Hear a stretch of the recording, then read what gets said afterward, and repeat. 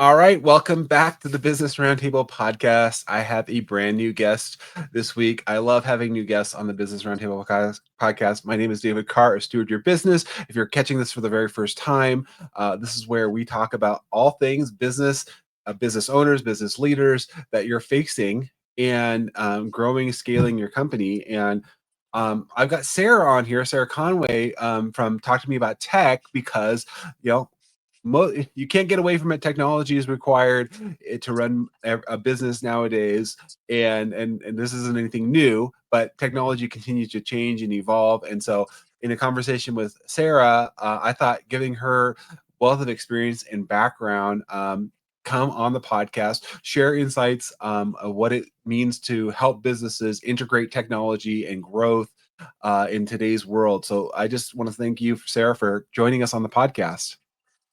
Thank you very much for having me. Yeah. So you've done a lot of things in tech, and then you started this company. Talk to me about tech. Um, you've done developer relations, technology integration, open source advocacy. There's a whole host of things you've covered in technology. But talk to the audience, for those that are the business owners that maybe they're not as familiar with technology. They're maybe intimidated by it sometimes too. Of like, hey, and like, why did you get started with this company and what you're striving to do? Absolutely. So, Talk to Me About Tech is primarily a developer relations agency. We provide full services, right? So, that's essentially connecting with a technical audience. You're working on building a community and developing good relations with your Hmm. technical audience. That means making sure you have effective documentation, your website makes sense, your messaging makes sense. Hmm. Are there any questions that I have when upon going to your website about the product that aren't being answered? And that also applies to discoverability as well. So your marketing, your sales, are they informed on how to actually approach a technical audience, or are they just selling to sell, right? Which is going to typically throw off any developers anywhere. They're going to hit your website and bounce right off. Hmm. So that is number one what we do. But we do a secondary priority of helping companies understand how to leverage technology effectively in their own stacks or for their own developers in a manner where they're not experiencing operational roadblocks or maybe using licenses that are cost ineffective or where they might experience vendor lock-in or similar problems that can, Hmm. stall the growth of their business. Hmm. Yeah. So, yeah, there's a lot you covered there. What would you say? You said developing these people together, bringing them. What would you say is in the developer relations space? What how does that role play in adoption and company culture, the tech adoption in company culture? Can you expand a bit on that? Sure. If I understand your question Yeah. correctly, Mhm. it basically covers everything. Every, It's the jack of all trades as a field, right? yep. Because it encompasses marketing, sales, product management, and any content written for the business as well. And any professional within the field is going to have to work with all these different teams across your entire company, from engineering to marketing and sales, to make sure that everyone's kind of on the same page. All the Hmm. messaging makes sense, it's accurate, it's complete.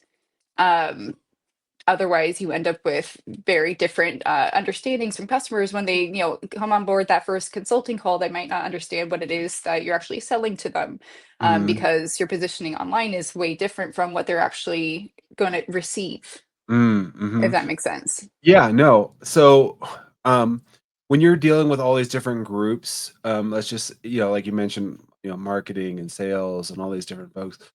How do you unify them in the tech space? Meaning, maybe people have preferences for certain things that they like using or are adopting, and they're like, well, that's inconsistent. Like you said, maybe they're using one thing, it's inconsistent. So how do you come in, Sarah, to kind of bridge that gap or get them talking with each other, both internally first and also so out externally, that they, get unified in how they're using technology, how they're what they're like you said, bridging all these together. What can you share your experience and how you come in and help companies that way? Absolutely. So we provide support, consulting, and training. There's Those are the three major ways we'd be able to help out a company in this aspect, right? So support would be you reach out to us with questions, you have specific ideas in mind or problems that you need to solve, Mhm. and you're like, hey, my my sales team really needs to be up to date, for example, on PostgreSQL. They don't understand what it is, what the advantages are, and so they're getting on all these sales calls and they're just falling through because they can't actually answer these. We'd come in and help answer questions and help guide your team, right? Or we can provide consulting services where we would actually create some of the sales enablement materials, for example, and help walk them through how to use them. So Mm-hmm. presentations, guides, white papers, website content, whatever else, Mm-hmm. and make sure that we're effectively communicating what that brand's positioning is, what their values are, any other important aspects of the product, and making sure that comes across in those materials. Uh-huh. And then thirdly, with training, we'd actually come up with like a whole course and walk your team through, this is how you go about discovering this information. This is how you put it together. Here's all the basics you need to know. Here's all the resources that you need to get started, and that usually pairs very well with the consulting option where we can come in and kind of assess where are these roadblocks, what problems are they having, what problems, have the companies actually talk to us directly about what they want to see, right? We Mm-hmm. create all the content that they need to get that going and then actually train their team on how to keep that rolling without our involvement from that point Mm. on. Okay. So yeah, developing all that, getting it in place with what, okay, here's, and maybe the business owner's not even clear on that. Like, okay, I'm not sure. So probably that consulting side, Sarah, is like, okay, helping them get clearer on what do you need documented? Like, what is it you're trying to achieve here?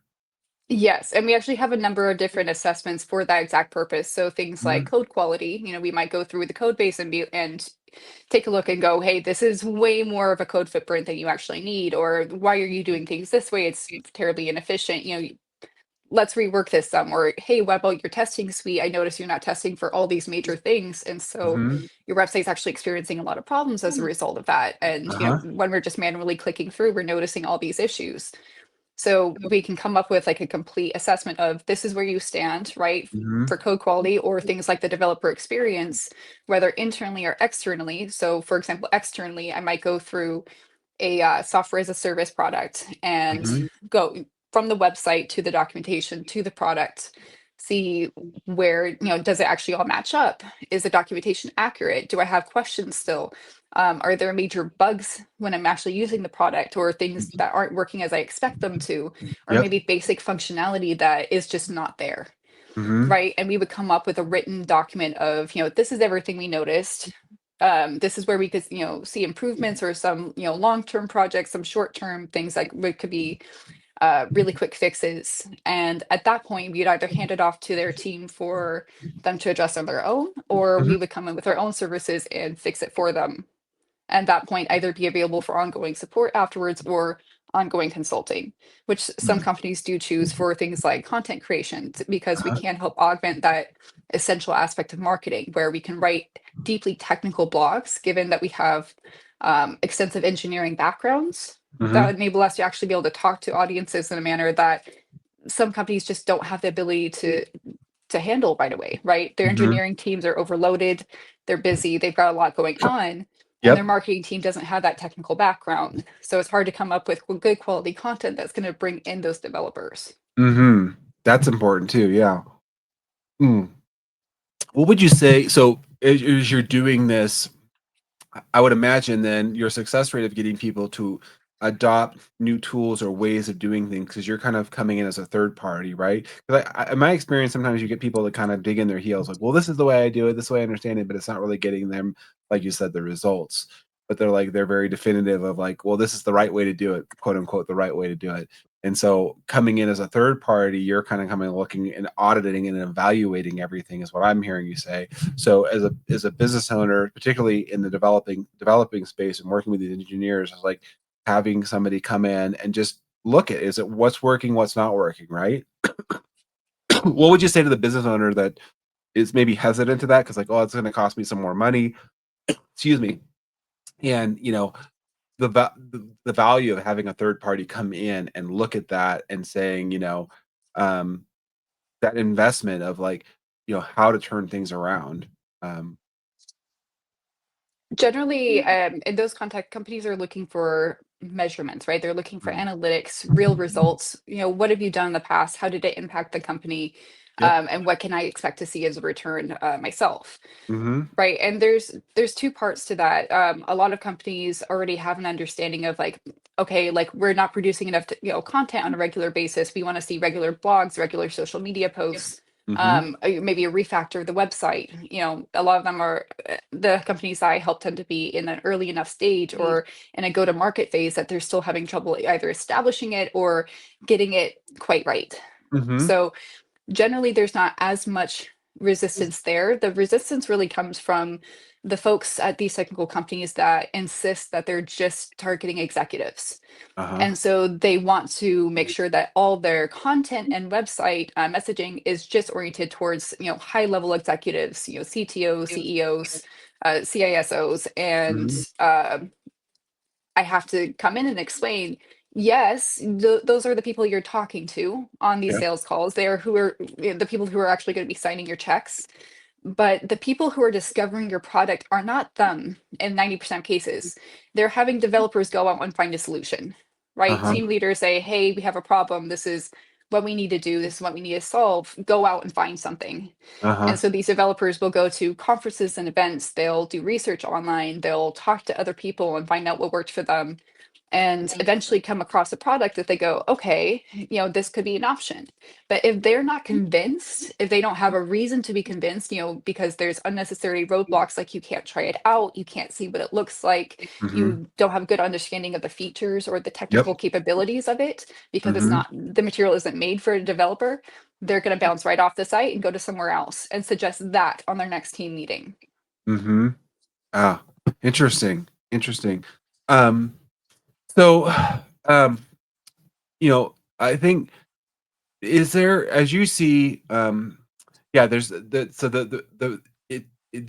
companies that are smaller, I think that they're, like you said, a little bit more open to these things that there might the other companies that may be more established and like, hey, we're resistant, but getting that voice to come in there and like yourself to help break it down and say, okay, here's where if we make these changes, we'll actually get the desired results we really want. We'll actually reach those people. And so I think it's so important to have an advocate like that. I think sometimes business owners they like, well, we've got all the answers. And to have somebody like you come on, Sarah, and this is why we do the Business Roundtable podcast every week, is we want business owners and leaders to hear from different voices and where they're at, and saying, okay, well, this is somebody that could come in and evaluate the way we're doing things, and maybe it's maybe it could be improved, and hopefully, better for everybody. I think, what is, what are some of the other kind of common frustrations or challenges you've seen as you're coming in the developer relations that if left unchecked by the team, the business owner, could cause some, maybe it's not immediate, like it's like, it's not going to crush the business right now, but if left checked, what are some things that you're seeing, Sarah, like you're just like your sweet spot, like, hey, this is a problem, but you guys are ignoring it that needs to be addressed. Two things, operations and documentation. Uh-huh. So operational wise, companies tend to try technology very quickly, Hmm. especially in the beginning, right? They're trying all these different products and services, trying to figure out what works for them, what's going to work best with their team and their experience that they currently have Yep. available to them. And so you might end up with situations, for example, where a team might have a whole bunch of Microsoft licenses, right, for Yep. using Microsoft Suite, but then half the team is still on Google Docs. The other half are just sharing private files or manual open Office or LibreOffice files. Sometimes even just text documents, and the other half are documenting things on GitHub. And so you have this information sprawl across all these Yeah. different platforms. And in Yep. the meantime, you've got expensive licenses for no reason, right? Yes. There's no sense of standardization across the team. And it's really difficult to overcome that for a lot of teams because everyone has their own preference. Yes. And, Yes. there's not really a lot of insistence placed on, no, like, let's keep everything in one place. Hmm. And oftentimes those expensive licenses aren't even needed in the first place because there's always alternatives, right? You Yep. can use an option like Slab, for example, for information management, or um, a more open source alternative like Nextcloud, for example, versus Google or Microsoft services.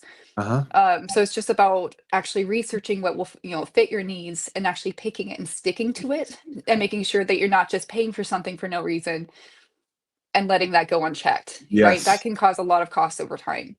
The other absolutely. part with documentation is that can also get out of hand when companies tend to deploy a little bit too quickly Yep. without making sure to actually go through, validate that everything is, current and accurate and correct.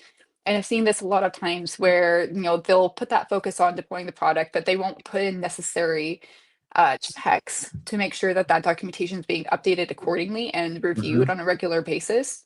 Yep. So you get a lot of customers contacting the company and saying, "Hey, what's this? It says I should have this functionality available to me, and it's not."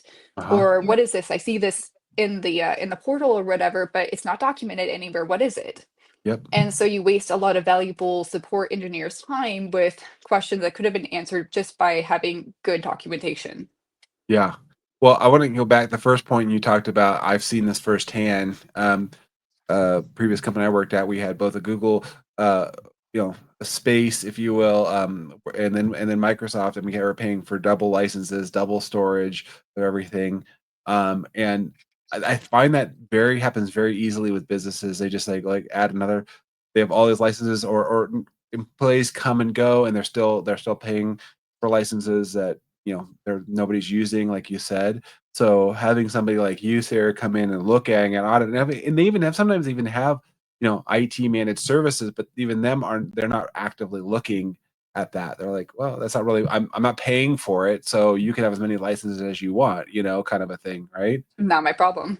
Right, not my problem. So having you look at it more holistically, stepping back and saying, and is this the right fit? Are you paying for um you know, the things that you're actually using, and then you brought up, so that I mean, so doing a license audit, if you will, or what makes sense, or what is your budget, or what for X whatever technology that you want, right? How much do you know, and why? What does that look like? And could we do better? Like you said, maybe there's some other options that work within your budget, and maybe hey, spending more money on this or adding additional features are going to be beneficial versus maybe getting this other software, you know, I'm sure you're evaluating, right? That is like, what's the best fit for the company? Absolutely. It Yeah. it's technology changes all the time, right? They're always adding and changing features. Yeah, and that's actually one of the things I do as a technology evangelist is I specifically go out and look for new technologies, see what people are saying about ones that have been around, ones that are coming up, and try to constantly assess like where does that company actually stand in Mhm. across the users that are actually putting it to use. Right. Yeah, and if you can have somebody like yourself, Sarah, that's looking at those things and saying, "Hey, you know what? You were using this. It might make better sense to go over here." And I'm sure this is probably important too, Sarah. Anytime somebody's transitioning from one system process to another, obviously, like you said, documentation and guiding people, right, is super important too. Like, how are we going to bridge the gap from here to over here?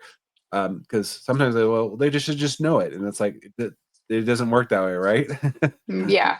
It's all about onboarding and consistency and making sure that at least management is all on the same page. Yep. So that way everyone underneath kind of has that understanding of, okay, we're using this platform for these things, Right. versus I don't know what we're using. We have some things over here and some things over here. There's like a disconnect Yeah. between what is expected and what actually happens. Documentation is so key. Sometimes I feel with the resistance because it feels like it's slowing things down, but it's important, like you said, because we don't know. Um, it's not clear to everybody. And you mentioned another issue I see very common, what I call data sprawl. Or I was just literally just talking to a client this week where they have data regarding employees or contractors, for example, spread across a spreadsheet, a different data, two multiple databases, and it's like, well, where are you finding all this stuff? And then and this isn't even talking. We haven't even talked about compliance, Yeah. or risk, right, to Mhm. data breaches and things like that. So, can you talk a little bit more about that that aspect, Sarah, of like what you're doing and helping clients? Absolutely. So one of the things that's, as you pointed out, very important about standardization and actually centralizing information in a way that is accessible to management, where they understand what's going on, is you can't have an effective security policy without without that understanding. You can't know what to regulate, what to set limitations on, or authentication rules for, if everyone's on multiple different platforms and you have no awareness of where it all is. Mm-hmm. So it has to start there. You have to set, this is what we're using, add in any permissions or other rules that are important for that specifically, and then have whatever automated processes that you need for compliance or otherwise to collect that information and, put it on it, store it somewhere for historical archives or anything else. Um, it's all got to come back to to how you organize that information. It's got to be kept up to date. Yeah. No, and this is, I think, a challenge that businesses don't always think about, especially as they're growing smaller businesses. And I know I've dealt with this, Sarah, of like securities, permissions, are things in the right places. Even to the point where I've done this, Sarah, of like going through with the employee at different levels of employees, like what is, I call it your tech stack, but what are the software licenses? If you're X person, do you guys have an inventory of saying like, okay, for this person, they should have access to this, they should, I'm sure this is part of your documentation of like, Mhm. these are the software or these are the licenses that you need. And then if you're at this level, then yeah, you need different access or different types of software. But I don't think companies regularly, on my experience, Sarah, at least in in the industries I've worked in, don't always do that well. um, Yeah, absolutely. And then you can end up with, folks having unexpected access to something that you'd never wanted them to. And, if there does happen to be some risk from inside the company, or even just an external risk of someone breaking in, right? They can have yep, free access to something, for example, in a spreadsheet, yep, because someone wanted to do things the easy way. yep, It happens, right? We've all been true, there. yep, Um, but it can't, it's not caught often for a long period of time because there's just no monitoring, there's no awareness. right, right. So we help companies to at least be aware of, where is all their information? First of all, how do we want to Hmm. consolidate that in a reasonable way that's not going to put, a lot of stress on the internal employees? Or, for example, even this does apply externally as well, right? So if it's externally, then how it applies to developers and people who are actively using those resources. Hmm. And then from there, we'll kind of establish those guidelines, write up any workflows or processes or automations, and kind of monitor things, see how it goes, collect feedback, make sure there's no one, super unhappy with it. Yep. So for example, the main postgresql.org community website at one point in time, in 2018, it was still a 1996 website. The external information was still very all over the place. It wasn't very organized or cohesive for someone that's new to databases in general. Mhm. So Yep. we took all the existing information, kind of reorganized it, archived some of it that's no longer necessary, and made sure that it's an easy experience to understand where to start and, what your next steps are. Yeah. Well, that's important too. I would imagine. I mean, what you just went through, Sarah. A lot of companies have now, because of just the vast amount of digital data that we're creating and stuff. Is there's a lot of stuff like you said that was created, was useful, is helpful, but is no longer active or used. Maybe you want to keep it, but maybe it doesn't. You don't even need it at all anymore. Maybe it can just literally be purged and removed. And going through, I think doing some housekeeping keeping there, Sarah, is important as well. Like, what are your?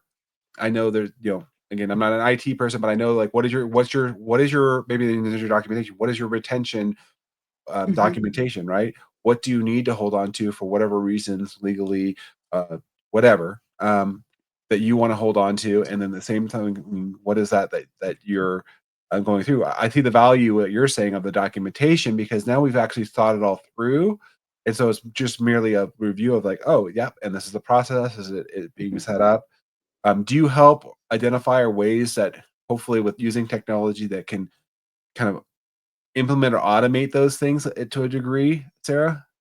Absolutely. From That does include manual checks too, and Mm, establishing processes for that. For example, if for technical documentation, for making sure it's up to date, making sure that if the company's using GitHub, that there's a pull request template with a checklist of, did you check these things? Did you, make modifications to this, to the appropriate part of the documentation? And then there's a checklist built into the GitHub process for the reviewer as well to, again, double check these things, make sure it's accurate. Uh-huh. On top of that, there are plenty of automated scripts. You can build custom scripts. There's open source tools, a bunch of different testing suites where you can pretty much automate anything, right? Whether it's checking the front end of the website to make sure it's accurate or checking the documentation to make sure it builds at least. Uh-huh.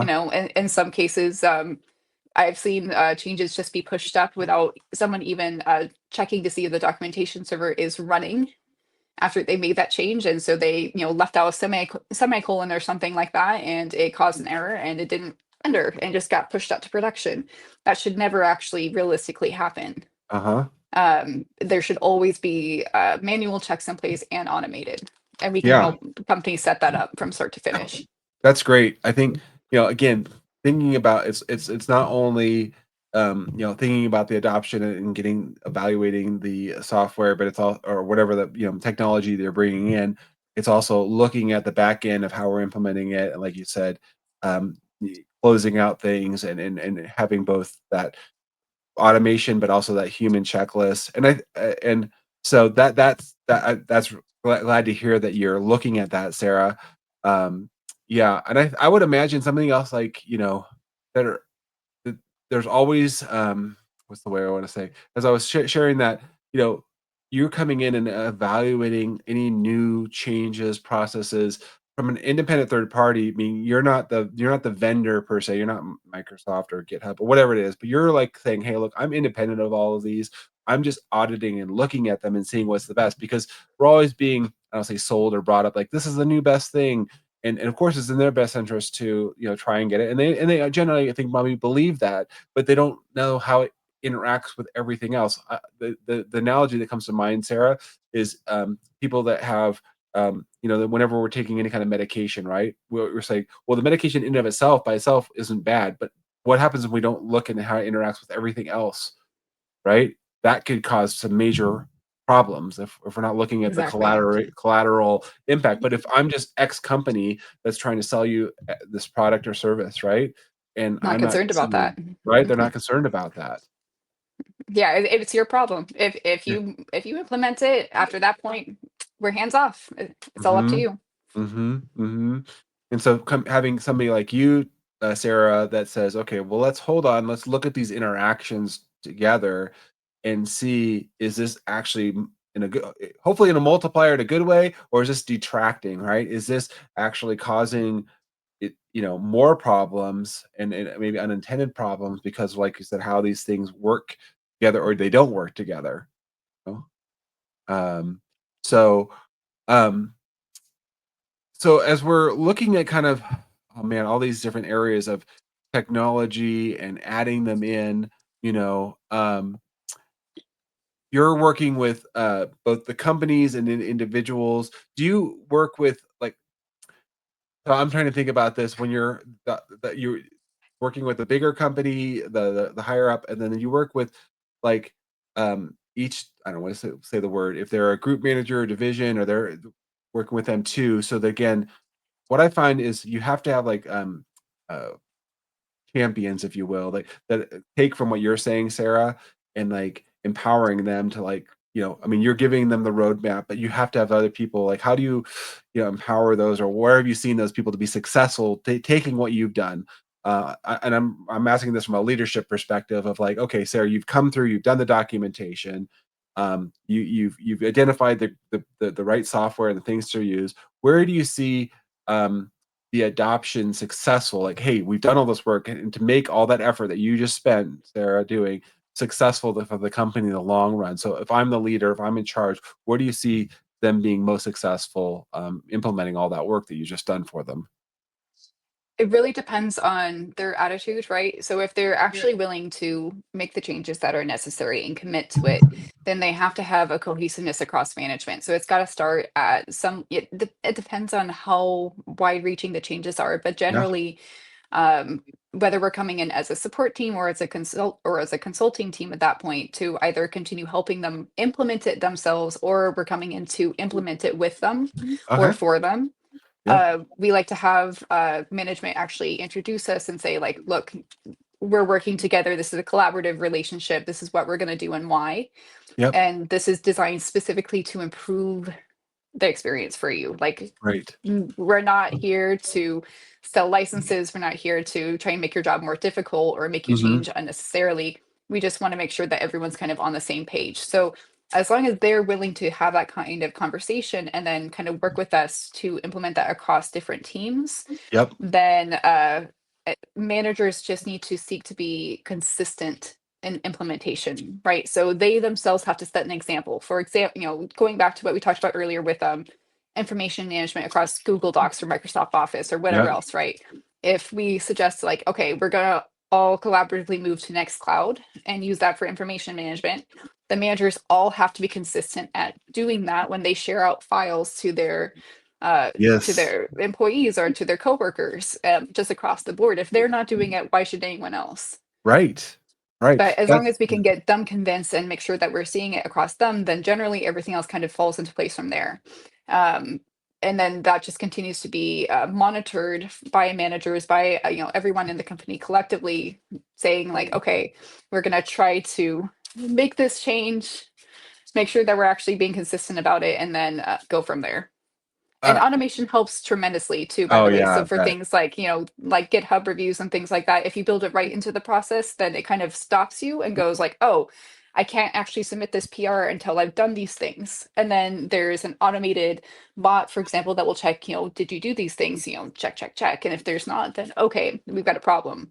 Now let's go Mm. through and address that before it can actually be merged. That's a great point. I mean, that's one thing I think is, seeing the advancement of technology and the automations that are available now. Sure. And then in part of your documentation process, sure, Sarah, you're like, okay, what do you want to achieve? What are the steps that need to have happen? Who needs to be notified? What's the workflow? Right. I think it's super powerful. So it does help because in a sense, you guys have already vetted it, right? You're like, okay, we went through the whole process and we're minimizing the manual necessarily components as much, because yeah, I see that we didn't have that as much in the past, and I think that's a great tool, and it's becoming more common. I'm seeing across lots of different softwares and things, right? So I see more of that. I guess is what I'm saying is that, if you're a company and you're not including more automations or workflows, then you should have Sarah come in here and look at because maybe Sarah, you're like, hey, you're doing a lot of things manually, or there's steps here for gaps or missing things, right? That could be streamlined. And then you can focus your time where it's more important and effective than you doing all of these little, manual things, Exactly. right? Yeah, that time saved is money saved, right? Yep. On top of it being a little bit more consistent too, and making sure that there's less room for human error.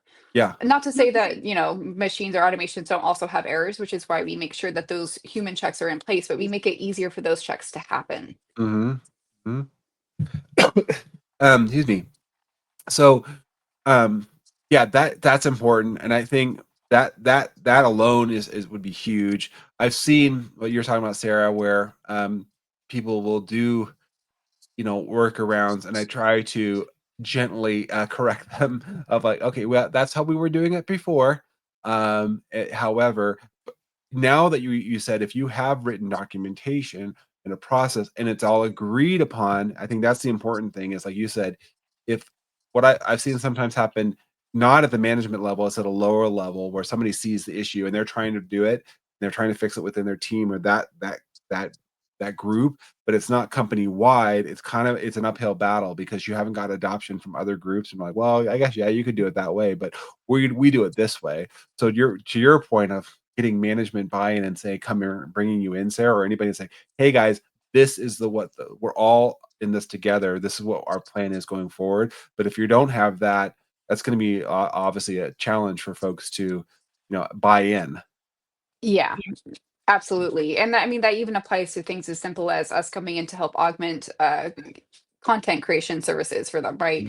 If we don't have that kind of acceptance within the company, it makes it a little bit more difficult to work with the engineering teams to get blog drafts, to actually create the content that's needed to put out there, Yep. or to work with the sales department, because the sales department feels, well, why do we need coaching? We have Yeah. experience, we've had decades of it.